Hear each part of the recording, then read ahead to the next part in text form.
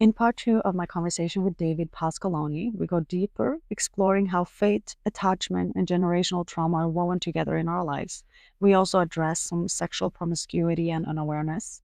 This episode is about healing wounds we carry, finding freedom in God, and creating a legacy of strength and purpose. So, without any further ado, welcome back to another episode of Becoming Secure with Mag's Mindset.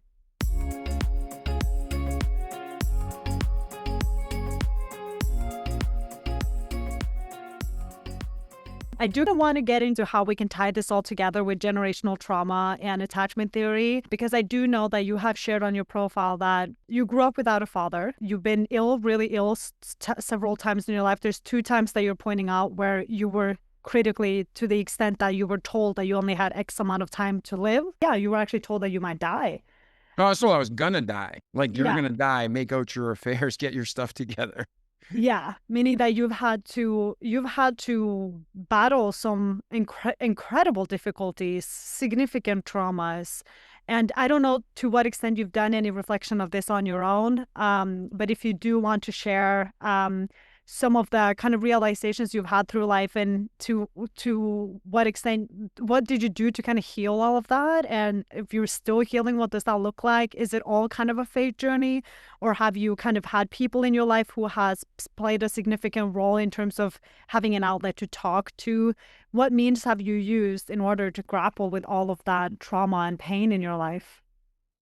Yeah, so again, it goes back to you never know how God's gonna work. I remember when I was dying, I dropped down to like 135 pounds.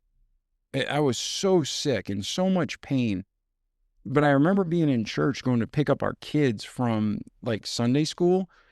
And when we were waiting for the kids, there was a mom in her like 60s pushing a young man in his, well, not young man, he was in his 40s, but he was handicapped from birth. And that mom is going to take care of him till she dies. And the mom and dad need to plan ahead to make sure he's cared for when they die. And this kid has never known a life other than mental retardation and physical handicap, but he was happy, right? And at that moment, God's like, Dave, I love you. You've had so many opportunities. You've done so many things. You're in your 30s. You've had trials, but you've had overall 30 good years. Or I was saying I've had overall 30 good years.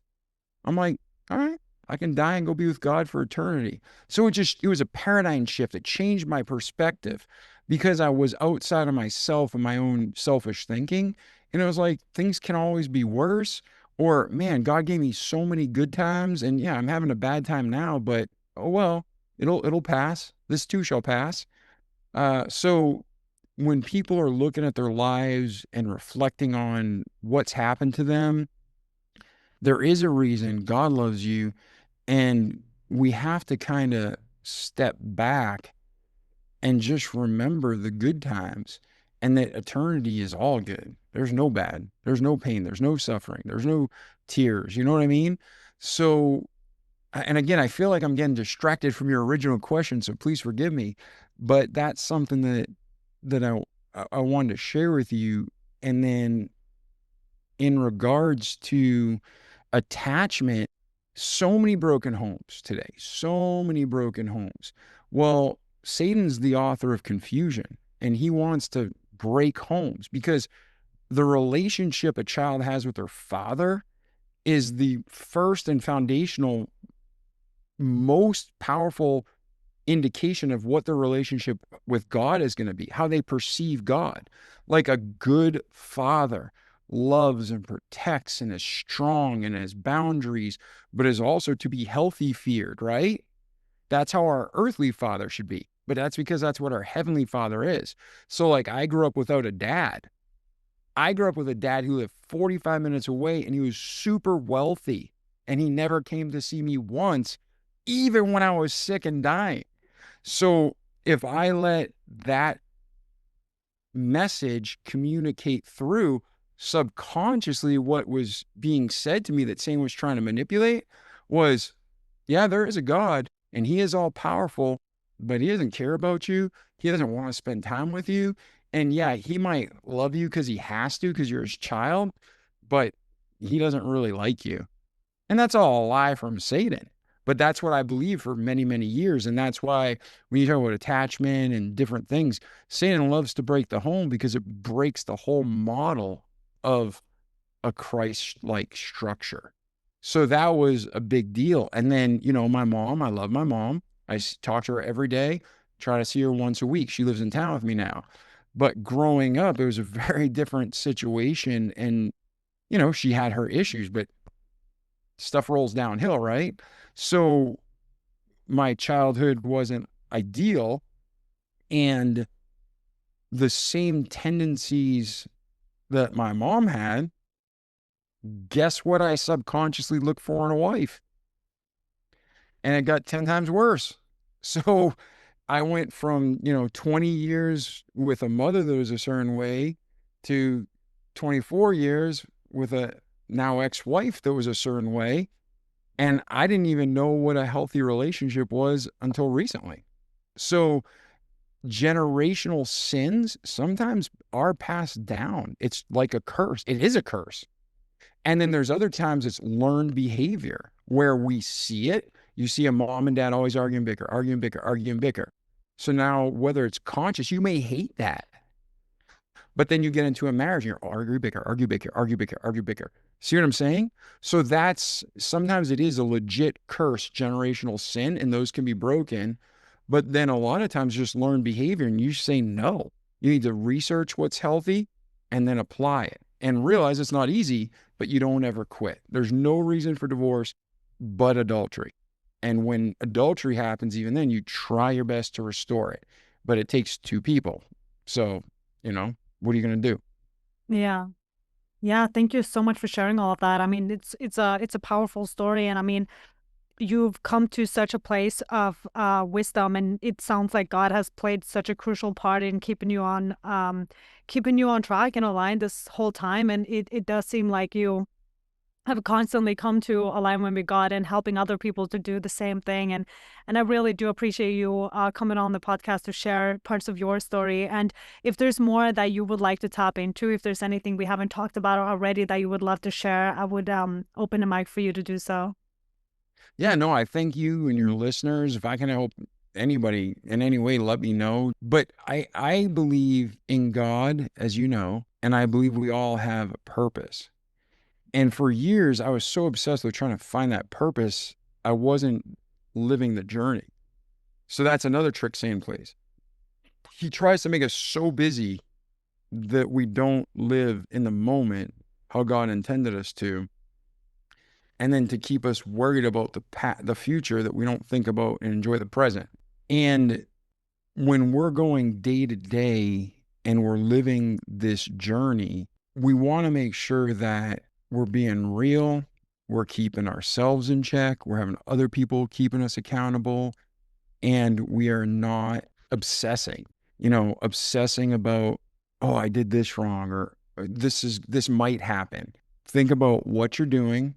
If you did something wrong, confess it, get it right. It's under the blood, and move forward. And there's some things that have consequences. The people who are truly repentant are going to face their consequences. But I'm talking about the day-to-day stuff, like somebody goes out and they blow a ton of money on something they shouldn't have. God, forgive me for wasting your money that way. And then, you're truly sorry, not just saying the words. And then you move on and go forward. It's under the blood. But when we're in this life, it's a short life and we want to reflect God as much as possible. And like for me, I'll fail all the time. And I hope people see that's Dave Pasqualone failing. That's not God failing. And when I have successes, I've done my best, but it's really, again, it's God. That's God. The good's God, not me. So when we're living our lives, we want to make sure we're just being real and honest and balanced. And for anybody who's had a relationship that started to develop and grow, the more time you spend together, the closer you get in that intimacy and the more you know about each other. Well, the more time you spend with God and the more time you read your Bible and pray and he's talking to you and you're seeing him through so many circumstances, that the closer you get, you realize how big he is and how small you are in a good way. And it just makes you more loving and more appreciative and more thankful And that's something that it really can't be explained, but it can be experienced. So I really encourage people to just spend time with God, read the Bible. If somebody's telling you information that doesn't line up with the Bible cover to cover, don't listen to them. False prophet. In the Old Testament, they used to get stoned, right? I wish we could do that today. But the fact is, if somebody's teaching you something that's not biblically sound doctrine, run, get out of there. And I don't care if they have a massive following and fill stadiums. If it's not biblical, don't follow them. But always follow Christ. Yeah, I think that's a very powerful message to kind of wrap it up with there, because I mean, we are followers of what we're used to and what we've been exposed to and what we've seen in our life. And that is going to be individual for each of us based off of where our parents came from and what traditions they had. But we can all get a false sensation that what we're following is true and what we're following is real. But what it truly is tradition, habits, routines that have been passed down. And it's up to us, all of us as individuals, to look at the circumstances in which we have when we grew up and see if it's in alignment with what it looks like, the life we want to live, and whether or not it feels aligned with what God planned for us. Because, I mean, whether or not we believe in God or not, everyone serves a purpose. And the more we get in touch with nature, or even what that looks like to us, I think we will, if we dare to look and listen, we will find all of those answers inside of us, because, well, God is there to give us those answers. And it's more important to get that personal relationship instead of following a big crowd, because that's where we think the authority lies. But like you said, there's a lot of false prophets out there. So to begin with that personal relationship with God is probably what's going to bring the most fruitful results long term. Always, always. And like you said, even nature, how many great inventions were done just by observing a bee or observing an animal and the way God designs things? And it all is the same. It's all, if you build a shed, if you build a house, or if you build a mansion, different scales, but the same building construction foundational standards. Yeah. And it goes back to, like you said, the relationship. It's not once good, bad, or ugly, I'm my father's son on earth. We may have a terrible relationship, but I'm always part of that bloodline. And when you trust Christ as your Savior and you truly ask Him to save you, forgive you for your sins, and to protect you through eternity, you're saved. You're His child forever. You might really smooch the pooch and make terrible, selfish decisions, but you're still saved, but you're sacrificing all your reward. And people, especially Christians, need to realize Satan has two objectives. Satan knows he's going to the lake of fire for eternity. And everybody knows the saying, misery loves company. So Satan has two objectives. Number one, to keep you from knowing Christ. He doesn't want you to know and trust Christ. He does not want you to be saved. He wants you to burn in the lake of fire where the worm dieth not, where the fire is not quenched, where you'll be tormented day and night forever and ever. God doesn't want that. That's what Satan wants. So when we die, it says, appointed unto man once to die, then the judgment. You're immediately going to be with God in eternity, or you're going to be in a burning lake of fire forever, right? So Satan, number one, wants everybody to go to hell, and then the hell gets thrown into the lake of fire. Number two, once he loses your soul and you have trusted Christ, he wants to absolutely ruin your life, ruin your testimony so others people don't get saved, and he wants you to have all your rewards stripped away in eternity. Now, the Bible talks about how the lowest level in eternity is better than the highest level we can imagine here. But there's still levels of blessing and I don't want to say there's levels of reward, so to speak, in eternity based on how we live this life. God's a just God. Again, just like if I went out and I had sex with 80 women, okay, will God forgive me? Yes. Oh, are there consequences? I could have like 37 diseases? Yes. And did I bind myself to all of those women? Yes. And that's just spiritually insanity. So, and that was probably not the best illustration, but it's the first one that popped in my head. So I kind of like that you used that one. yeah, no, but people go around, they have sex with everybody these days. And I'm like, you're giving a piece of your soul. And you know what? One of the best things, I remember when I was in church as a teenager, we were in a youth group on a Thursday night, and the pastor just took a piece of paper and a piece of paper and he glued them together. And then he went on with what he was saying. And then like 30 minutes later, he's like, hey, somebody pull those pieces of paper apart. And when you pull the two pieces of paper apart, they got destroyed, right? One got ripped and broken, the other one got ripped and broken, just two trash pieces of paper. And he's like, the Bible talks about how two flesh become one. What God hath joined, let no man tear asunder. He's like, when you get married, you have the person God intended for you.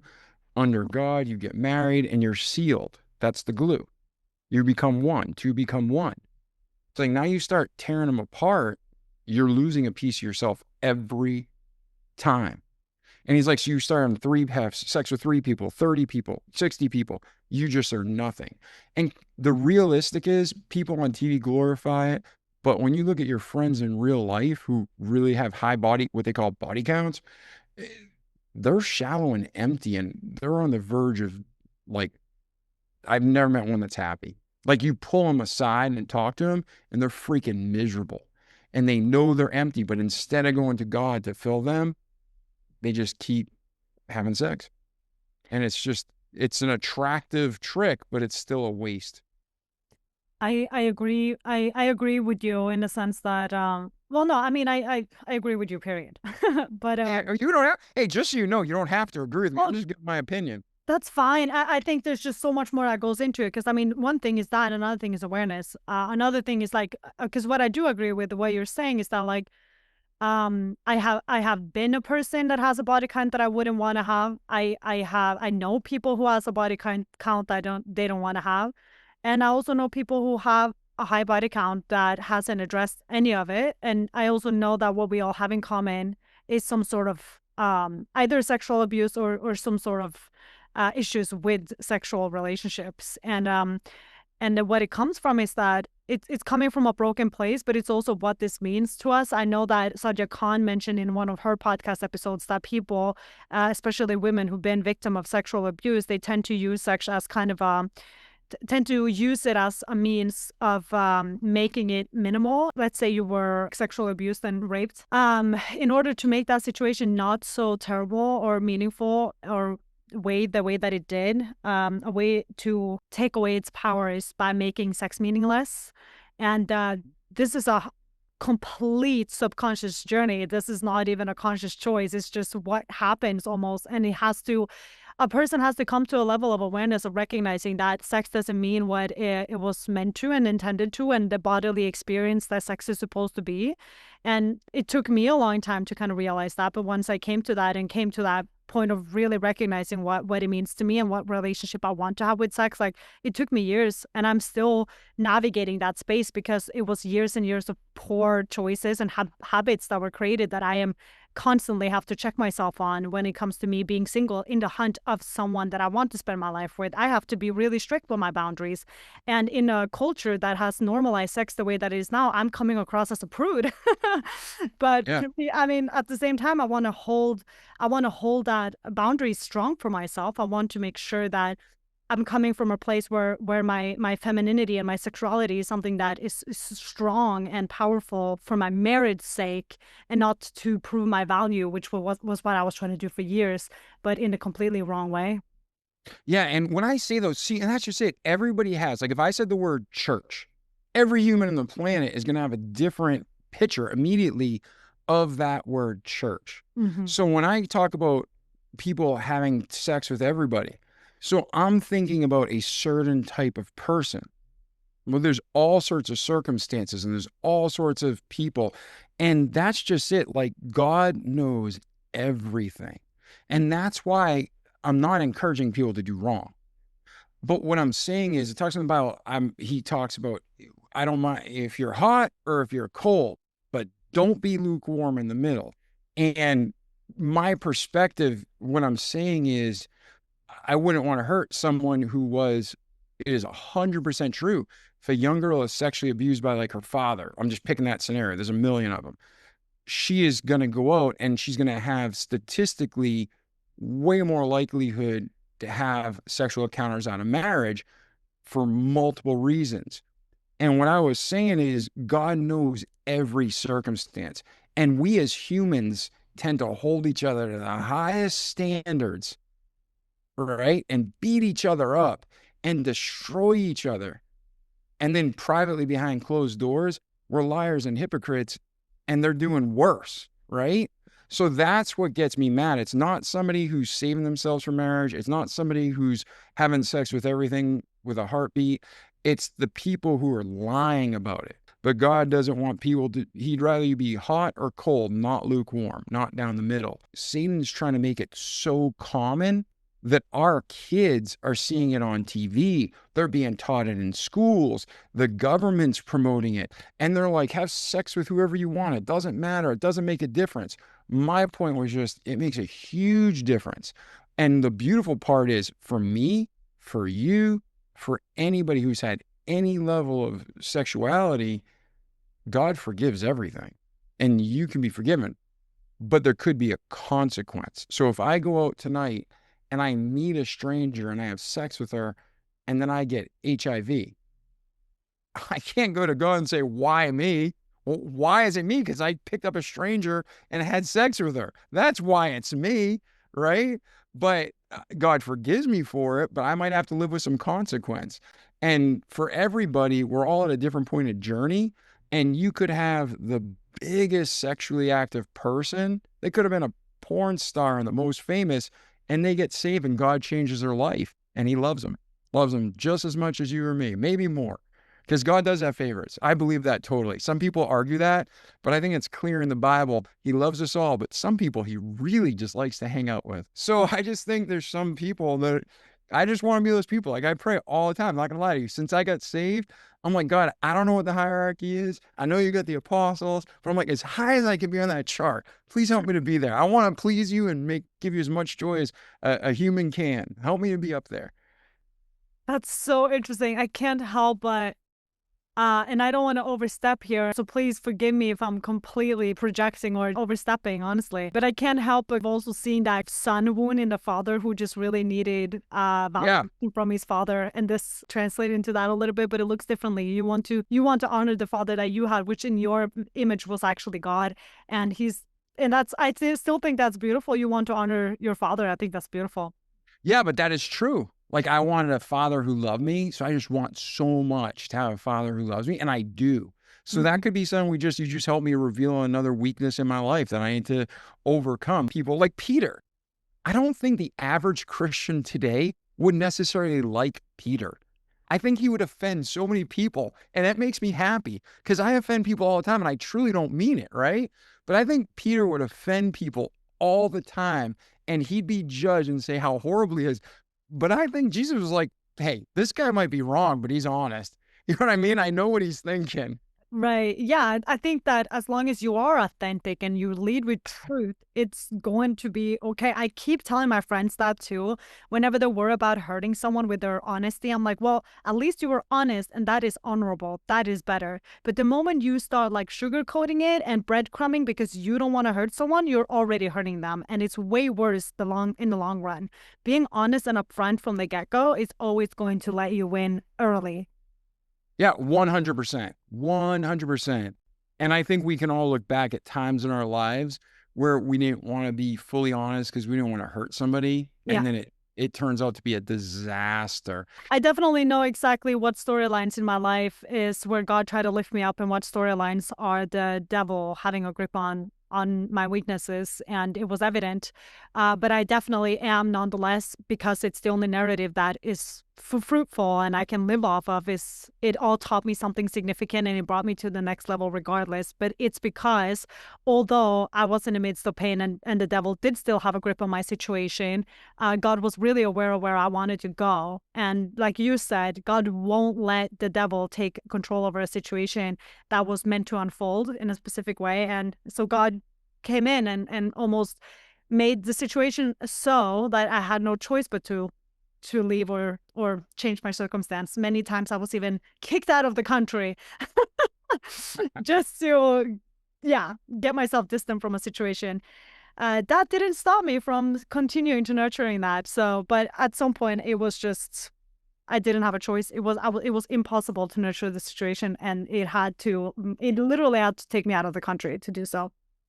Yeah, and that's just But it. yeah. God does things different for us all, and there's times where he just says no and Yeah. stops us before we commit harm. And there's other times where he lets us continue to make the same mistake until we finally get it right, you know? So it really is a beautiful thing. It's like a little kid. Again, I always think when you see kids or grandkids and they keep doing something stupid, sometimes you just gotta let them fall. Let them break an arm. It'll heal, but they're never gonna do that stupid thing again. Right. It's just, Yeah. That's just life, right? We're gonna do stuff, but God is always gonna present us with an opportunity to change. And it is whenever we find ourselves in a situation where we've been here before and we made a decision, make the other decision this time.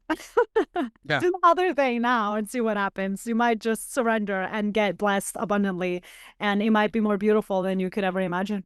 Yeah, and your heart doesn't even want the same things. As you grow and get closer to God, like we talked about before, you realize how great God is and how small you are. And the desires, the things we once wanted, aren't really there. You don't even want him. Like, so for anybody who's like an addict, whether it's alcohol or drugs, drugs, I think alcohol is a drug, but drugs, alcohol, sugar, sex, eh, people are like, oh, I don't want to give that up. You don't. I understand that. But when your relationship with Christ, when you get saved, you actually want to. Right. You actually want to. You don't want to be the same person. Mhm. And you're not. You're a new creature. Old things are passed away and everything else becomes new. So it's been a beautiful time. Thank you, Maggie, for sharing all the things you have. Absolutely. Likewise, David. I'm so happy that we were able to get this time together and finally get a chance to chat. So thank you so much for coming on my podcast and for sharing your powerful story and for implementing a little bit of Christ into my podcast, because that's what I've been missing. Go check out David's own podcast, the Remarkable People Podcast, or check out his information in the links in the description below. And as always, stay curious and get to know yourself better.